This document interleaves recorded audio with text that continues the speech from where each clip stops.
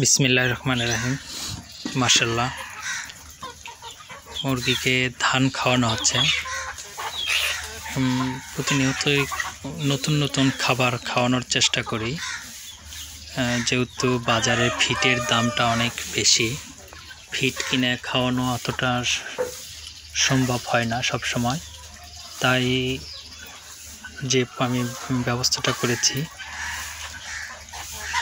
আপনার ভুসি, ভুট্টার আটা, দেশি ঘাস যেগুলো আছে, ঘাস কেটে নিয়ে এসে ছোটো ছোটো করে কেটে, ভুসি, ডালের মুসুরি কালার ডালের ভুসি, গমের ভুসি, ভুট্টার আটা, ঘাস, একটু চাউল বা খুদ দিয়ে মেখে যে খাবারটা খাওয়াই, ওইটার পাশাপাশি আমি এখানে এই মুরগিগুলোকে দিনে একবার ধান খাওয়াই।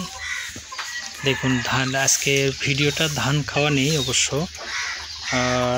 দেশের অবস্থা খুব একটা ভালো ছিল না, বেশ কিছুদিন হলে ভিডিওটি দিতে পারছিলাম না।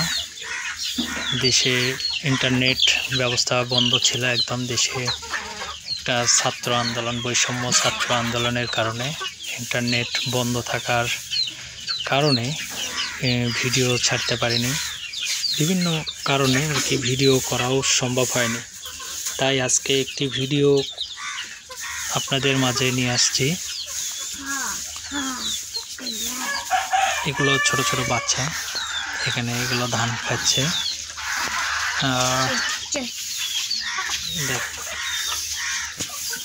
সুন্দরভাবে ধানগুলো খাচ্ছে।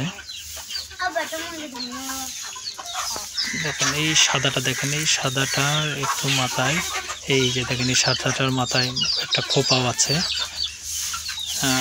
মোরগগুলো কিন্তু অনেক সুন্দর। আমার ছেলে দাঁড়াইছে মুরগি ধরার জন্য।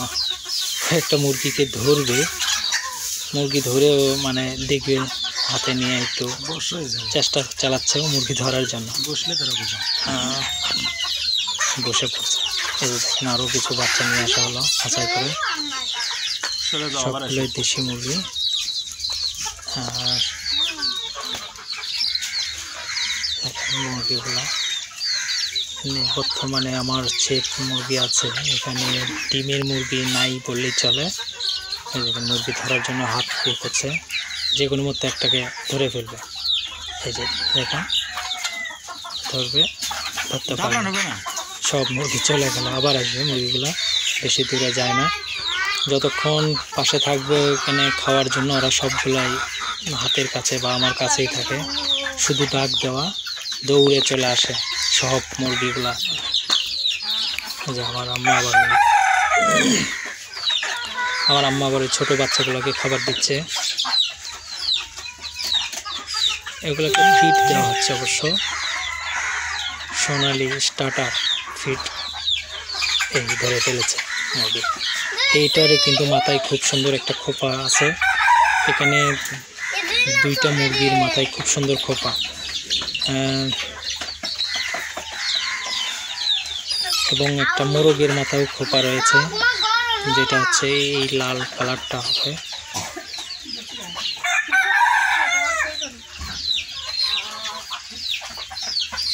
খাবার দেওয়ার সময় দেখুন কি অবস্থা করতেছে ওরা। এই দিয়ে দিচ্ছে, সুন্দরভাবে খাবার খাচ্ছে। তবে আগামীতে আপনারা যে জিনিসটা আমি দেখাবো, ভার্টিক্যাল সিস্টেম, যে দেশি মুরগি পালন করার পদ্ধতি, এটা আমি সেটার কাজ চলতেছে।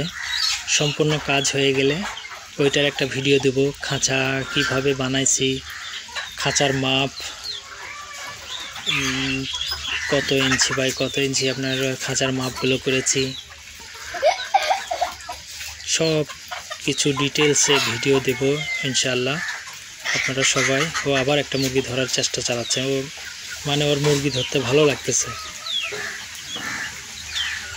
আবার চলেছে। এই যে এই মোরগটা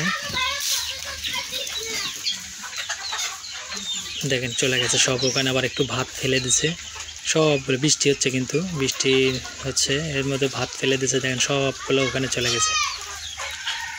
হ্যাঁ, মোরগ আছে আপনার 9টা মোরগ আছে।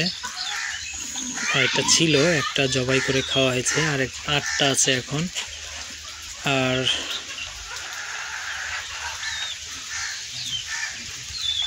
সুন্দরভাবে মুরগিকে মুক্তচারণভাবে পালন করতেছি।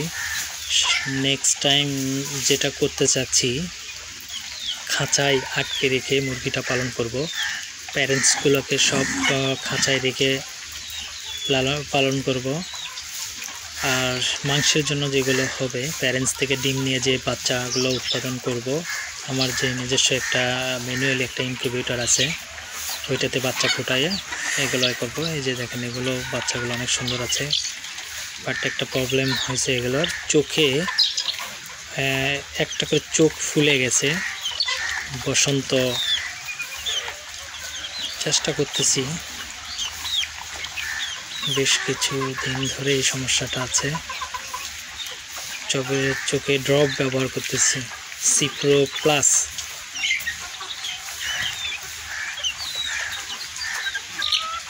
সবার ভিডিওটি ভালো লাগলে লাইক, কমেন্ট, শেয়ার এবং সাবস্ক্রাইব করতে ভুলবেন না।